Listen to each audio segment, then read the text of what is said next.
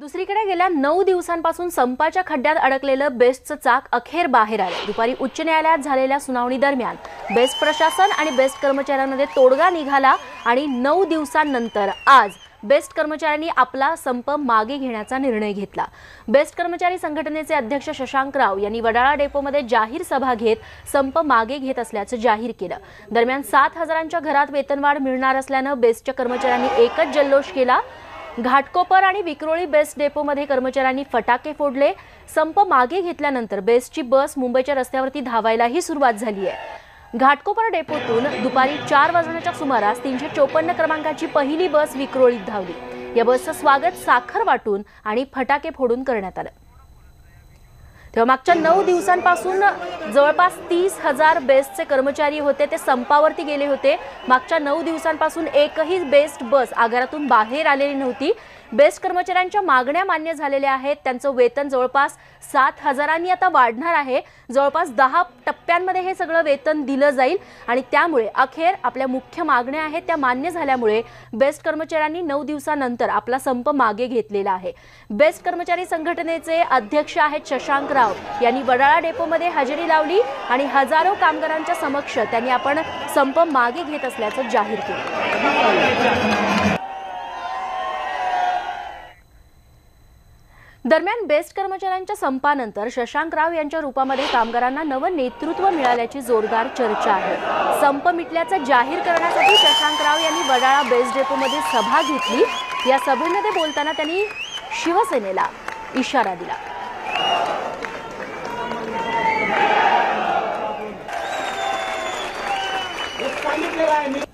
की आपण यशस्वी लढा लढलेला होतो।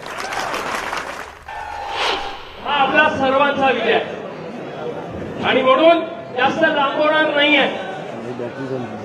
आपण लढा सुरू केला, आपण लढा लढत आलो, एक एक टप्पे घेत गेलो। आता सर्व काय आपण घेणार आहोत आणि म्हणून या यशस्वी लढ्यानंतर जसं संप करायचं नाही तुम्हाला विचारलं होतं तसं आता हा विजय झाल्यानंतर आता संप घ्यायचा होय। धन्यवाद। आपल्याला मी सांगितलं तसं पुढच्या महिन्याच्या पगारामध्ये आपला पगार वाढलेला सुरुवातीला त्यांच्या संघटनेने पाठिंबा मागे घेतला, त्याच्यानंतर आपल्याला काही देऊ केलं नाही। त्याच्यानंतर परवा सांगितलं की आम्ही अवाजवी मागत आहोत आणि आज त्यांच्यातले कोणतरी सांगतात बघा एवढं घेतल्याशिवाय नाही। हा मला आश्चर्य झालं, काल बोर्ड लिहिला होता लिहून घ्या। आधी या लढ्यामध्ये बोर्ड लिहिले नाही, आम्हाला पुसायला निघाले होते। सांगत होते विलिनीकरण करणार नाही, आता यांना करावं। उद्धवजी म्हणाले पैसे नाहीत, पैसे कुठनं आणायचे? बोलले की नाही बोलले? म्हणजे आणि हेही बोलले की किती बीएसटीला मदत करायची। आता ही बीएसटी ठरवेल आपल्याला किती मदत करायची।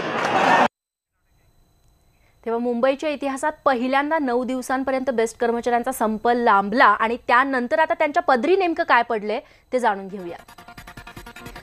बेस्ट प्रशासनानं दिलेल्या पहिल्या 10 टप्प्यांच्या प्रस्तावावरती कामगार समाधानी असल्याचं कळतंय। जानेवारी 2019 पासून आता वेतनवाढ बेस्ट कर्मचाऱ्यांना लागू केली जाणार आहे। बेस्ट कर्मचाऱ्यांची एकूण पगारवाढ ही 7,000च्या घरात असेल। संप पुकारणाऱ्या कर्मचाऱ्यांवरती बेस्ट प्रशासन कारवाई करणार नाही हे त्यांनी आधीच स्पष्ट केलं होतं आणि पुढच्या चर्चेसाठी माजी न्यायमूर्ती FI रिबेल्लो यांची मध्यस्थ म्हणून नेमणूक केली जाणार आहे आणि बेस्टचा हा संप मिटल्याचं जाहीर करण्यात आल्यानंतर कर्मचाऱ्यांनी देखील आनंद व्यक्त केलाय। वडाळ्याच्या बेस्ट वसाहतीमध्ये हा सगळा जल्लोष सुरू आहे आणि का नाही नसणार, कारण यांच्या ज्या मागण्या आहेत त्या मान्य झालेल्या आहेत। त्यामुळे हा उत्साह जल्लोष आपल्याला वडाळ्याच्या बेस्ट कर्मचारी वसाहतीमध्ये सर्व कर्मचारी आनंदाने उत्साहाने नाचतात। जो निर्णय झालेला तो तुम्हाला मान्य आहे? सर्व विजय झालेला आमचा विजय। विजय झालाय। 9 दिवस जे कामगारांनी एकी दाखवले, प्रत्येक कामगारांचा हा विजय आहे आणि हा आदर्श पूर्ण जगाला दाखवून दिलेला आहे। या संपात फक्त कामगार नाही, त्यांच्या सहचारणीने उतरल्या आणि आम्ही विजयी झालेलो। एकता जिंदाबाद। बीएसटीकडे नाही, महानगरपालिकेकडे नाही, सरकारकडे नाही, तर याच्यामध्ये स्वतः न्यायालयाला हस्तक्षेप करणार असल्यामुळे या कामगारांच्या 100% आमच्या मागण्या मान्य झालेल्या। हा संपूर्ण कामगार आज आनंदी आहे, त्यांच्या घरामध्ये दिवाळी साजरी होत आहेत आणि आमच्या साहेबांनी सांगितलं आमच्या मागण्या मान्य झाल्यात। आम्ही सर्व जेवढे जनता आहे त्या जनतेचे पहिलं मनपूर्वक आभार मानतो की त्यांनी आम्हाला चांगली साथ दिली, याच्या पुढे देखील अशीच साथ देतील। आम्ही सातत्याने सांगतो की आमच्या मागण्या मान्य करायच्या टायमाला जेव्हा उच्च न्यायालयाने आम्हाला लिहून दिले, ते लिहून दिल्यानंतर आम्ही आमचा संप पाठी घेतलेला आहे। हा जो विजय आहे सर्व कामगारांचा आहे। पहिले सर्व कामगारांनी एकजूट दाखवून हे इतिहास घडवून दिलेला आहे आणि असाच कामगारांनी एकत्र करून हे शासनाला, प्रशासनाला आणि या राजकारणी लोकांना दाखवून दिले की हा एकजूट कामगाराची काय असते। सरकारविरुद्ध, कमिटी विरुद्ध आम्ही लढा दिला आणि त्यात कुठेतरी आम्हाला समाधानकारक हे न्यायालयानं मिळवून दिलं। त्याबद्दल आम्ही तुमच्या न्यूजवाल्यांचं किंवा तुम्ही मीडियावाल्यांनी जे आम्हाला सहकार्य केलं त्याबद्दल आम्ही सर्व कामगार बंधू आपलं सततचे धन्यवाद मानतो। तेव्हा मुंबईतल्या वेगवेगळ्या बेस्ट आगारामध्ये बेस्ट कर्मचाऱ्यांनी हा आनंद व्यक्त केलेला आहे। दुसरीकडे कर्मचाऱ्यांच्या घरात देखील महिला वर्गाला आनंदाचं निमित्त मिळालंय। संपाच्या तणावामध्ये असल्यामुळे काल महिला वर्गानं कडुलिंबाची पानं वाटून मकर संक्रांत साजरी केली होती। त्याच महिलांनी आज गोड संक्रांत साजरी केली आहे। घाटकोपरमधल्या महिलांनी एकत्र येत एकमेकींना हळदी कुंकू लावून ही संक्रांत साजरी केली आणि खऱ्या अर्थानं हा सण त्यांनी एक दिवस उशिरा का होईना पण आज साजरा केला।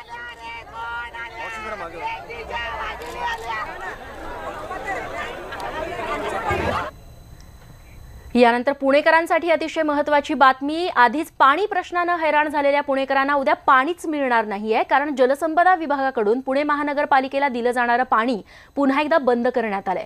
त्यामुळे आज जरी पुणेकरांना कमी दाबानं पाणी पुरवठा झाला असला तरी उद्या पुणेकरांचा पाणी पुरवठा बंद राहणार आहे। आज दुपारी पालिकेच्या पर्वती केंद्राला सोडलं जाणारं 250 MLD पाणी हे थांबवलं गेलंय। अगदी पोलीस बंदोबस्तात सध्या 2 पंप बंद केलेत। सतत सूचना देऊन आणि पत्रव्यवहार करूनही पालिकेनं पाण्याचा वापर कमी केला नाही, त्यामुळे जलसंपदा विभागानं पालिकेला दणका दिलाय। त्याचा भुर्दंड पुणेकरांना भरावा लागणार आहे। त्यामुळे उद्या पुण्याला पाणी पुरवठा होणार नाहीये। तेव्हा पुण्यामध्ये एकीकडे पाणी टंचाईमुळे पाणीबाणी लागू करण्यात येत असताना दुसरीकडे दररोज लाखो लिटर शुद्ध पाणी वाया जात आहे। उत्तम नगर इथून जाणाऱ्या पाईपलाईनमधून थोडं नाही तर तब्बल 4 ते 5 लाख लिटर पाणी वाया जात असल्याचं समोर आलंय। धक्कादायक बाब म्हणजे ही गळती गेल्या 40 ते 50 वर्षांपासून सुरू असल्याचा दावा इथल्या नागरिकांनी केलाय। पाईपलाईनवरती उभ्या असलेल्या बेकायदा दुकानांवरती कारवाई केली जात नाही, तसंच अवैध नळ कनेक्शन देऊन पाण्याची चोरीही इथे होती असा आरोप होतोय। एकीकडे पुण्याच्या डोक्यावरती पाणी टंचाईची टांगती तलवार असताना पालिका ही गळती का थांबवत नाही असा सवाल आता विचारला जातोय।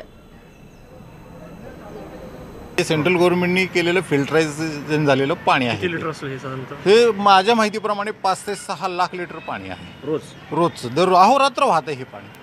25 ते 30 वर्षापासून माझ्या माहिती की आधी पण असू शकतं ते। आणि पाठपुरावा काय केला तुम्ही? पाठपुरावा म्हणजे मी स्वतः त्याचे व्हिडिओ वगैरे काढले, इथल्या खासदारांना दाखवलं, त्यांनी मला ॲक्च्युली गुड वर्क म्हणून शाबाशी दिली होती सुप्रियाताई सुळेंनी की आपण थांबवायचा प्रयत्न करूया। पण नंतर काय झालं तो विषयापर्यंत मी गेलो नाही, त्यांनी काही पाठपुरावा केला असं वाटत नाही, पण ते पाणी काय थांबलेलं नाही। चॉपर, गुप्ती, चाकू, कुकरी, बंदुका, मोठा घातपात घडवण्यासाठी वापरली जाणारी ही सगळी शस्त्र आणि अशी शस्त्र भाजपच्या शहर उपाध्यक्षांकडून जप्त करण्यात आली आहेत। त्यामुळे पार्टी विथ डिफरन्सचा नारा मिळवणाऱ्या भाजपवरती विरोधकांनी आता हल्लाबोल केला। 62 फायटर्स, 28 बटन चाकू, 25 चॉपर्स, 10 तलवारी, 9 कुकऱ्या, 9 गुप्त्या, 3 कुऱ्हाडी आणि एअरगन्स। एखाद्या दरोडेखोरांच्या टोळीकडे देखील एवढा शस्त्रसाठा सापडणार नाही। मात्र कल्याणच्या गुन्हे शाखेनं धडक कारवाई करत एका भाजपच्या पदाधिकाऱ्याकडून ही घातक शस्त्र जप्त केली आहे। धनंजय कुलकर्णी, डोंबिवलीचा भाजप शहर उपाध्यक्ष। डोंबिवलीच्या मानपाडा रोडवर तपस्या नावाचं दुकान चालवणाऱ्या धनंजय कुलकर्णीचा खरा चेहरा समोर आलाय। आमच्या लोकांनी त्यावरती त्या इन्फॉर्मेशनवरती वर्कआउट केला आणि इन्फॉर्मेशनवरती वर्कआउट केल्यानंतर आम्ही त्या दुकानाचं सर्च घेतलं. त्यावेळेस आम्हाला ह्या वस्तू मिळून आला. जो ओनर आहे धनंजय कुलकर्णी, आम्ही याला त्याच दिवशी ताब्यात घेतलं, अटक केली आणि कोर्टामध्ये प्रोड्यूस केलं. धनंजय कुलकर्णीशी कुठल्या संघटनेशी संपर्क होता का, निवडणुकीपूर्वी यांनी शस्त्र का आणली, असे अनेक प्रश्न आता निर्माण झालेले आहेत. ही जेव्हा कारवाई झाली, या कारवाईनंतर जेव्हा बातम्या पसरल्या त्यामुळे डोंबिवलीमध्ये एकच खळबळ माजलेली आहे. त्यामुळे आता पोलीस याबाबत काय पुढे माहिती देतात हे पाहावे लागेल. डोंबिवलीच्या भाजप शहर उपाध्यक्षाकडे अवैध शस्त्रसाठा सापडल्यानं विरोधकांनी भाजपवर सडकून टीका केली आहे. धनंजय कुलकर्णीकडून जप्त केलेल्या मुद्देमालाची किंमत 2.25 लाखांच्या घरात आहे. न्यायालयानं त्याला पोलीस कोठडी सुनावली आहे. मात्र धनंजय कुलकर्णीच्या कारनाम्यामुळे भाजपची बदनामी झाली आहे हे नाकारून चालणार नाही. आता पक्षश्रेष्ठी त्याच्यावर कारवाईचा बडगा उगारतात की नाही हे पाहणं महत्त्वाचं आहे. प्रदीप भणगेसह bureau report, news 18 Lokmat, Kalyan. यानंतर बातमी आहे नाशिकमधून. सध्या नाशिकमध्ये घडणाऱ्या हत्येच्या घटनांमुळे नाशिकचंही नागपूर होतंय की काय अशी भीती वाटू लागली आहे. कारण नाशिकात एकाच आठवड्यात 3 हत्येच्या घटना घडल्या आहेत. नाशिकमधल्या टोळी युद्धानं एका 16 वर्षीय युवकाचा बळी घेतलाय. अरबाज पठाणवर तलवारीनं वार करून त्याची हत्या करण्यात आली आहे. तर एकाच आठवड्यातली ही 3री हत्या असल्यामुळे नाशिकात दहशतीचं वातावरण आहे. जुना नाशिक परिसरात ही घटना घडली आहे. जुना वाद पुन्हा उफाळल्यानं टोळी युद्ध झालं आणि यात 2 गटातल्या मारहाणीत ही हत्या झाली आहे. तिकडे नागपुरात गुंडागर्दी इतक्या प्रमाणात डोकं वर काढतीये की थेट पोलिसाचा मुलगाच गुंड बनलाय. नागपुरातल्या रामदास पेठ परिसरामध्ये निवृत्त पोलीस अधिकाऱ्याच्या मुलावरती कारवाई करण्यात आली आहे.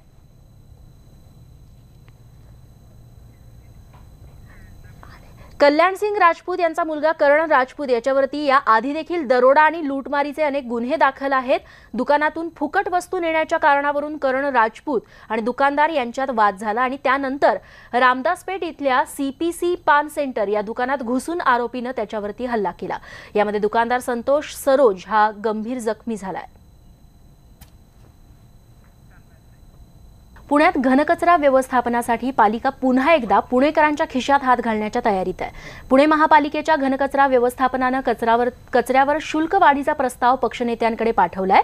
यात किमान 50 आणि कमाल 500 रुपयांची शुल्क वाढ केली जाण्याची शक्यता आहे. मात्र स्वयंसेवी संस्थांनी याला विरोध केलाय.